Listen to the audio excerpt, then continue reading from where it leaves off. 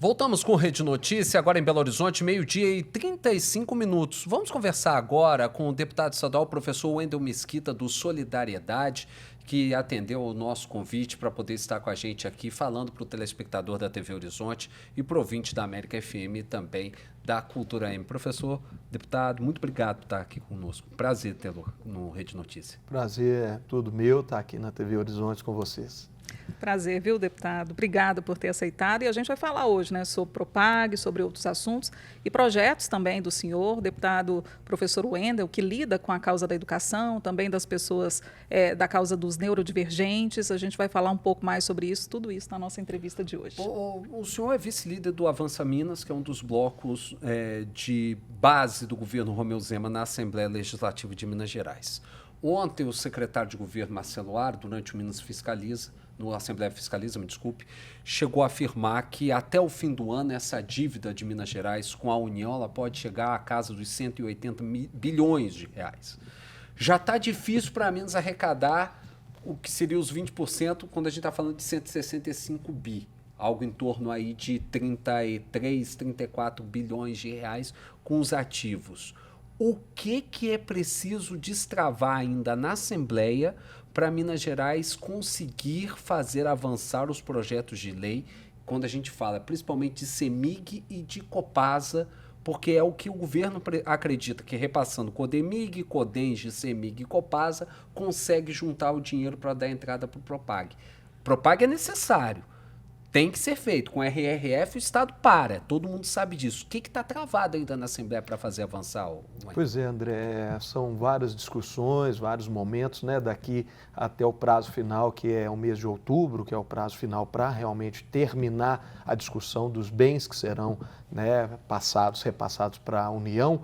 Vamos ter aí uma série de debates, de discussões. Agora, né, alguns deputados já apresentando emendas em cima daquela lista. O governo apresentou uma lista que foi realmente uma lista geral, né, de grande parte dos bens imóveis do estado de Minas Gerais, mais de 300 listados, o que gera realmente o debate da base com a oposição dizendo que o governo quer entregar todos os imóveis e a gente do governo dizendo que é o fato, né, está ali relatado para que haja uma discussão. Então já tem emendas sendo apresentadas, excluindo alguns bens, mas na verdade o que está acontecendo nesse momento na casa é o debate do que será transferido para a União. Então vai ser um debate longo nos próximos meses para que realmente a gente possa chegar aí numa conclusão. E é fato que a dívida é muito grande, o valor é muito grande. Mesmo com o Propag, nós temos aí uma dívida que precisa de bens que são de alto valor. Não adianta a gente entregar ou passar alguns bens que não têm o valor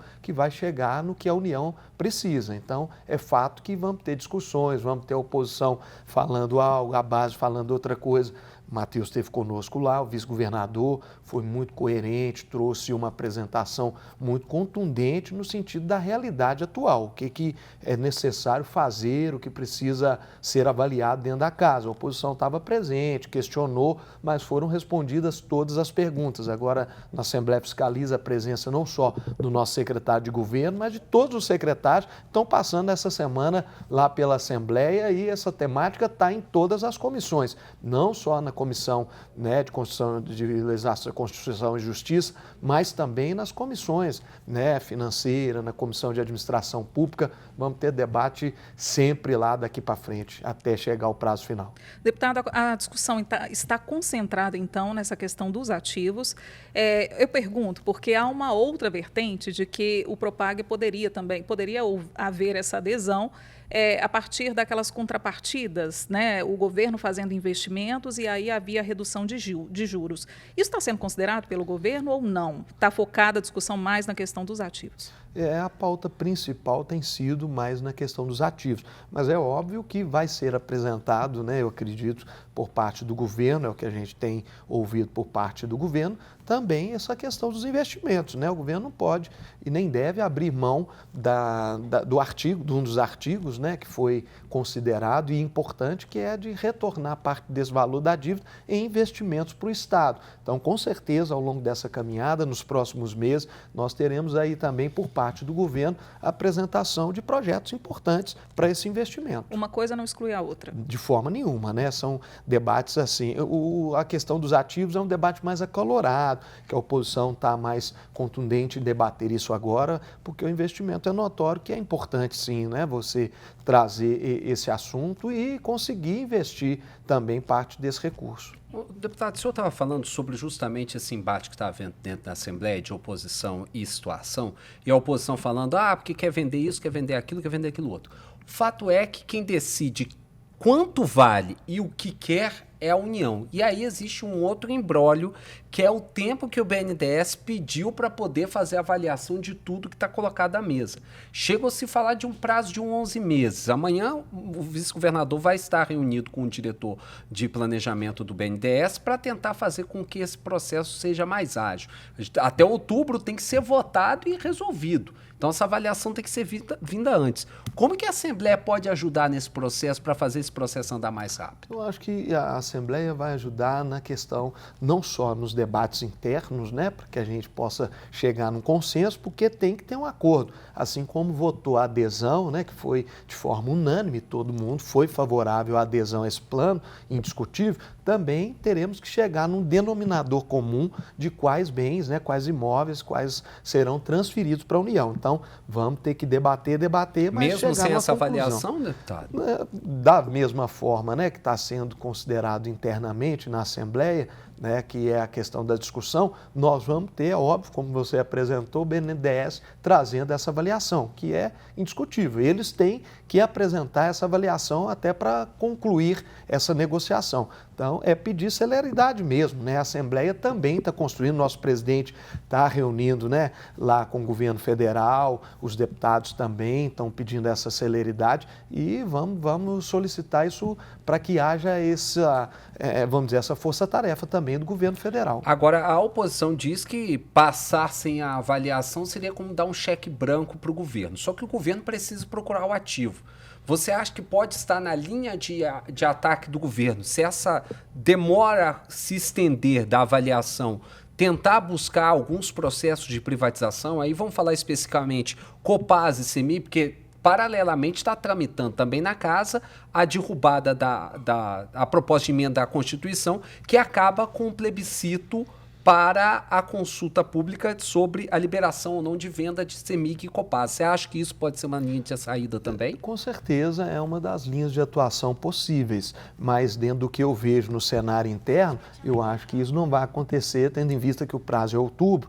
Então, eu acredito que a Casa vai focar mesmo na discussão do Propag. Então, eu acho que essa questão da privatização deve ser deixada de lado nesse momento para que possa focar no Propag, porque mesmo a própria CEMIG e a Copasa, você disse aí anteriormente, está também colocada para essa passagem para o governo federal. Então, como é que você vai tratar de privatização, sendo que nós estamos com um assunto que tem que ser resolvido até outubro? Então, eu acho que nós não vamos tramitar muito na questão da privatização nesse momento, é a minha visão.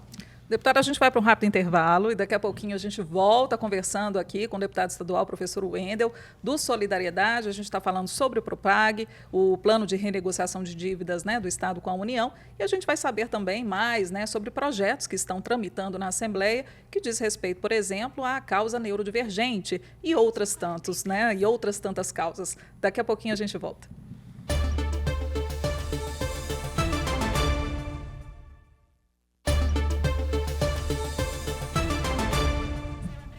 Estamos de volta com Rede Notícia em transmissão simultânea pela TV Horizonte, pela Cultura AM nos 830 kHz, na América FM nos 107,1. A gente recebe hoje o deputado estadual, professor Wendel Mesquita, do Solidariedade, vice-líder do bloco Avança Minas, que é um dos blocos da base do governo Romeu Zema na Assembleia Legislativa de Minas Gerais. Deputado, o senhor tem um projeto que já foi inclusive aprovado em primeiro turno na Assembleia, que amplia os direitos e benefícios para as pessoas com Alzheimer. A gente fala muito sobre Alzheimer, mas fala pouco sobre inclusão de pessoas com Alzheimer e justamente equipara os direitos dessas pessoas às pessoas que têm deficiência. Me conta um pouco mais sobre esse projeto. Pois é, hoje o Alzheimer é realmente algo que está no cotidiano de todos nós. Acho que todos nós temos algum familiar, né, que teve ou que vai ter Alzheimer em algum dia da vida. E hoje é algo que precisa de uma atenção especial do poder público, porque as pessoas não são consideradas, né, como pessoas com essa deficiência. E a gente precisa debater esse assunto. Foi esse o meu intuito ao apresentar esse projeto, para que a gente tenha esse foco, né, de saber que a gente precisa estender o direito dessas pessoas para que eles possam ser considerados também dentro dos divergentes, dos neurodivergentes, pessoas que têm o direito, né, de comprar um carro com IPVA, com a isenção, para que tenham também direitos diversos, né, na saúde. Então esse debate é importante, como fizemos o debate agora há 2 semanas atrás da diabetes tipo 1, que também está no Congresso, né? Vamos ter até uma corrida agora na Pampulha solicitando, né, a questão do veto que está no governo federal, e a gente também tem debatido muito a diabetes tipo 1 para que eles também tenham esses direitos garantidos na nossa lei, que ainda não são inclusos, nem eles, nem as pessoas com Alzheimer. E ainda sobre as pessoas com Alzheimer, esses direitos eles vão para além, por exemplo, de benefícios, né, como, por exemplo, comprar o carro, como o senhor disse, mas assim, o que eu percebo é uma dificuldade muito grande das pessoas com Alzheimer em encontrar fralda gratuitamente, porque é um custo muito alto, com medicação, com terapias e também com itens que são usados ali no dia a dia. Isso está previsto no projeto também. Essa inclusão, por exemplo, prevê a inserção de terapias ou algum incentivo ou estímulo nesse sentido? Com certeza, Adriana, quando você constrói, né, um projeto nesse sentido, de tornar esse olhar diferenciado, não só nas leis já existentes, né, para algumas causas que já são consideradas, mas também buscar toda a sociedade na construção, né, desse novo olhar. Então, a saúde, a educação, a partir do momento que se aprova um projeto, né, dessa envergadura, a gente tem todo um olhar transformado e uma atenção diferenciada. E a partir daí vários programas vão surgir. Foi assim com o autismo no passado, né? O autismo não tinha toda a construção que é feita hoje, todo o olhar, toda a política pública que a gente vê, não só em Minas Gerais, mas em outros estados, mas houve uma luta que trouxe o autismo para o patamar onde ele se encontra. E é assim que a gente quer fazer também com o Alzheimer, com a diabetes tipo 1, que merecem toda essa atenção. Falando nisso, você falou de autismo e a gente sabe que cada vez mais a gente tem uma sociedade que busca ser inclusiva e busca colocar as pessoas dentro das possibilidades que a sociedade apresenta, independente das percepções de mundo que eles têm, das limitações que a gente possa ter. Existe um entendimento que você está buscando para a construção do centro de referência de autismo em Belo Horizonte. Conta isso pra gente. Isso mesmo, André. Recentemente eu tive com o nosso secretário de saúde, né, através do nosso vereador Diego Sanches, que é o defensor da causa lá na Câmara Municipal. Estivemos eu e ele e a gente recebeu uma notícia muito positiva. As obras já têm um recurso garantido, né, para dar início a essa construção. Estava aguardando só o imóvel, que é do governo federal, uma transferência desse imóvel, onde vai ser o centro de referência em Belo Horizonte. Você vai ser ali na região do Padre Eustáquio. Então é uma região bem central. E essa transferência para o município, para Belo Horizonte. E o secretário falou que nessas próximas semanas esse documento vai estar ok, o imóvel vai pertencer ao município e em breve nós vamos estar lá junto com o nosso prefeito Álvaro Damião para dar início a essa obra. E foi uma conquista muito grandiosa. Nós mobilizamos toda a sociedade belo-horizontina, as associações, as mães atípicas e ainda o prefeito Fuad abraçou essa causa, né, deu aí uma prioridade máxima e a gente deve esse mérito ao nosso grandioso prefeito, né, que partiu, mas vai deixar esse legado, que vai dar continuidade através da gestão do nosso atual prefeito Álvaro. Então eu tenho certeza que vai ser algo importante, porque Belo Horizonte, como capital de Minas, não tinha ainda esse centro de referência para ter ali o diagnóstico e, além disso, não só o diagnóstico, mas para ter tratamentos, que é muito caro na rede privada. Quem é mãe atípica, né, Adriana, Adriana, é mãe atípica, sabe como é difícil, né, você arcar, não só financeiramente, mas com toda a trajetória de uma mãe atípica, dificuldade que a gente encontra no setor público, principalmente na área de saúde, da educação, que são 2 pilares realmente que faz parte da vivência de quem é mãe atípica. E até o próprio diagnóstico, né? Dificílimo, e pessoas acabam tendo esse diagnóstico muitas vezes tardiamente, né? Ainda na fase adulta. Então é importante que esse diagnóstico seja feito quanto antes. Eu fico imaginando quantas pessoas hoje na fase adulta se descobrindo autistas, né?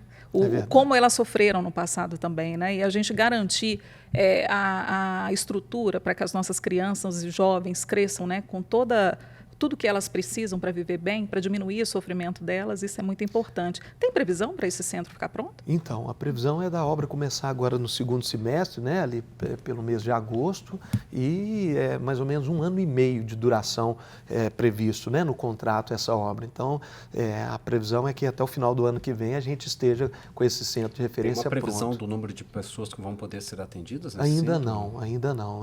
A prefeitura ainda não passou essa previsão do número de pessoas que serão atendidas. Agora, eu queria que o senhor falasse também sobre a importância dessa interlocução entre a Assembleia e Câmara. O senhor citou aqui o nome do vereador Diego Sanches, que também atua, né, nessa causa na Câmara Municipal, levanta essa bandeira.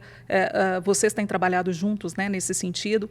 De que forma, né, essa interlocução ela beneficia também a população belo-horizontina e, de certa forma, contribuiu para que esse centro também fosse viabilizado? Com certeza, essa interlocução ela é fundamental, né? A gente unir os legislativos, tanto municipal e estadual, também junto ao executivo municipal e estadual, porque são todos eles envolvidos e a causa é uma só.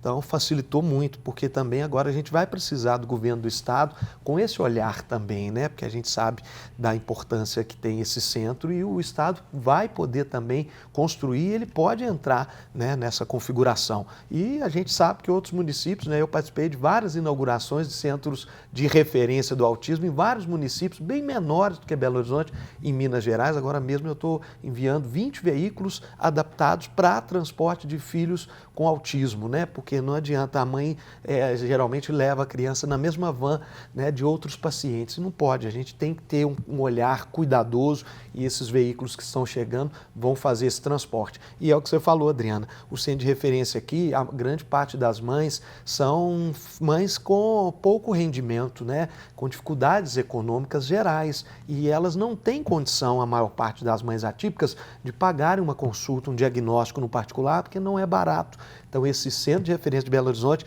vai facilitar, uma vez que vai fornecer esse diagnóstico e esse tratamento de forma gratuita, nós vamos aí poder ajudar as mães da periferia de Belo Horizonte, que hoje estão segregadas, estão, né, sem essa possibilidade. E é o que você disse, quando você tarda, né, a identificação do autismo ali e vai descobrir só na fase adulta, olha o tempo que se perdeu para um tratamento, e o tratamento ele é eficiente, né, Adriana? Você acompanha de perto, você sabe que quanto mais cedo você descobre, faz o diagnóstico e entra com as terapias, com todo o tratamento, a criança que não falava, né, pode falar, a criança que não tinha desenvolvimentos motores diversos pode desenvolver, então a medicina avançou, então vai facilitar muito e nós estamos acompanhando de perto e vamos estar lá inaugurando e acompanhando toda a transformação que vamos ter em BH. E só reforçar aqui para a gente finalizar, André, não só os autistas, né?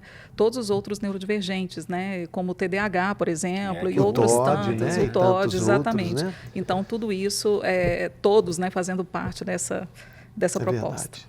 Queremos agradecer ao deputado estadual, o professor Wendel Mesquita, do Solidariedade, pela presença aqui no Rede Notícias. Obrigado. Sempre as portas abertas de toda a Rede Catedral de Comunicação Católica, TV Horizonte, Rádio América FM, Rádio Cultura M para o senhor, viu? Muito obrigado, né? Sempre bom voltar a casa. Eu apresentei aqui um programa na Rádio América. Matando a saudade. Matando a saudade, mas é uma alegria, pode contar sempre que puder. E se for convidado, estarei aqui atendendo o pedido de vocês e da nossa, né, TV Horizonte, a nossa rádio, nossa Rede Catedral.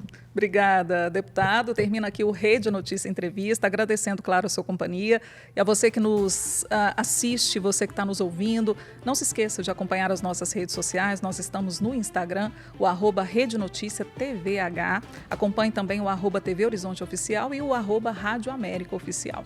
O Rede Notícias também está no YouTube, né? Se inscreva no nosso canal, é o Rede Notícia TVH. Lá você acompanha todos os nossos programas e também os cortes das nossas entrevistas. Agora, na transmissão simultânea da TV Horizonte, da América FM e da Cultura M, você fica com Bola na Rede, Júnior Brasil, repercutindo todas as novidades do mundo da bola. Rede Notícias está de volta amanhã ao meio-dia. Fique com Deus. Boa terça-feira para vocês.